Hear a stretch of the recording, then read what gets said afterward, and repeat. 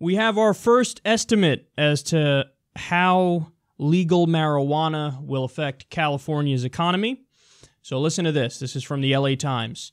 California is on the verge of creating a legal market for marijuana worth more than $5 billion that will help make the state a destination for pot-loving tourists, according to a new state-sponsored economic study. But about 29% of all cannabis consumers may stay in the illegal market at first to avoid the cost of new regulations, requiring the pot to be tested, tracked, and taxed at 15% of its retail value, according to the study by the University of California Agricultural Issues Center. Okay, so I'm going to make a prediction here that fewer people than they think will remain in the illegal market. Because, and we've seen this in Colorado, as long as you legalize it, tax it, and regulate it, people seem to go, you know what, fine. You want to charge me a little extra because you're going to take the money for taxes and you're going to, give it for education and you're going to give it for drug prevention and all this stuff, rehab, whatever it may be. That's fine. That's fine. The fact that it's illegal seems to override the fact that it's a little more expensive. If you were to actually go and think about it, you go to a store, like a nice store, where you have all these different options and all these nice people helping you and they can explain the different things about the products, versus going to some back alley behind a Denny's and getting it from a shady dude. So we've seen it in Colorado. I think we're going to see it in California as well. That sure, initially for a while, until the market's totally settled in and all that, people might stay on the black market, but after a while they decide, no, I'll go buy it legally. So, and they say 29% of all cannabis consumers will stay in the illegal market at first. And over time, that will drop more and more and more. And another thing that we notice is the black market gets hurt when you legalize marijuana. I mean, obviously, even under the estimates that are most favorable to the black market, where they say 29% of weed users might stay on the black market, that would be disastrous for the drug cartels, which is great. That's what we want. We want it to be disastrous for the drug cartels because they're horrific. I mean, the same thing that we saw with alcohol is what's going to happen with marijuana. With alcohol, when we had prohibition, what happened? Crime went up. And the mafia got incredibly wealthy because they had a monopoly on the alcohol market. So they're the only ones selling it, the only ones profiting off it. And when there is a dispute, you settle it with guns in the street, as opposed to going to court because it's on the black market. Well, as soon as they got rid of prohibition, the black market dried up. Took a little bit of time, but it dried up. And then you had regular business people making the profit as opposed to thugs and goons and mafioso pricks on the black market. So, and we're going to see the same thing with marijuana.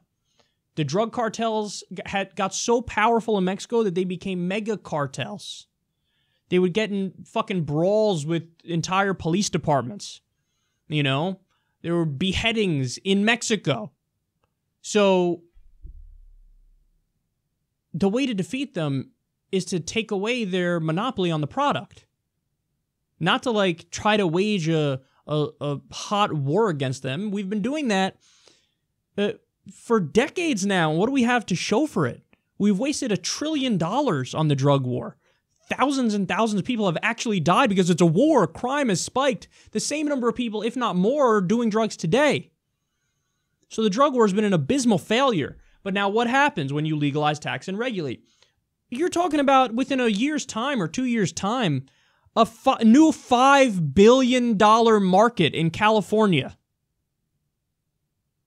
So there are so many upsides to this, guys. You cripple the black market and the criminals that are on the black market, and crime is going to go down. You are going to, lower the deficit because you're going to have so much more tax revenue. You're going to have so much more job creation. I mean, you think a $5 billion market popping up like in a few years' time, that's crazy. That's crazy.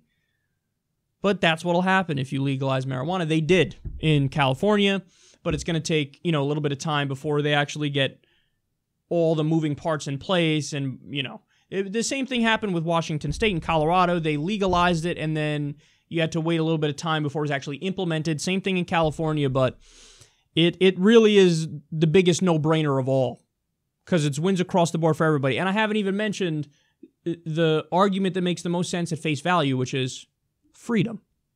Freedom. We're going to keep locking people up. We have more people incarcerated in the U.S. than anywhere in the world. We always scream about how we're number one. We're number one in incarceration. We're doing mass incarceration.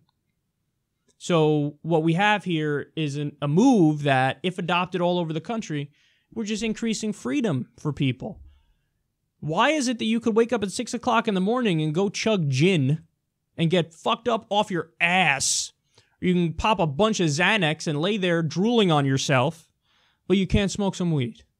That just doesn't make sense. If we're going to have caffeine legal and Monster Energy and Red Bull and Xanax and alcohol and all these other substances, why not have marijuana legal? It's not even as bad as a lot of the ones I just named. So, yes, this is a very positive thing, and we may be at the point where the snowball effect is taken over, or domino effect, whichever one you want to call it, where Colorado, Washington, Alaska, I think, there's some other states that I'm forgetting, California, legal for recreational use, never mind all the places where it's legal for medical use. Once California fell, it's like, oh, it's just a matter of time now until we get it all over the U.S. It's just a matter of time. So we will see, but the main thing standing in the way is the federal government. Especially now with Trump and Jeff Sessions, the Attorney General, who is begging for permission to go after medical marijuana users, not just recreational, medical marijuana. That's crazy.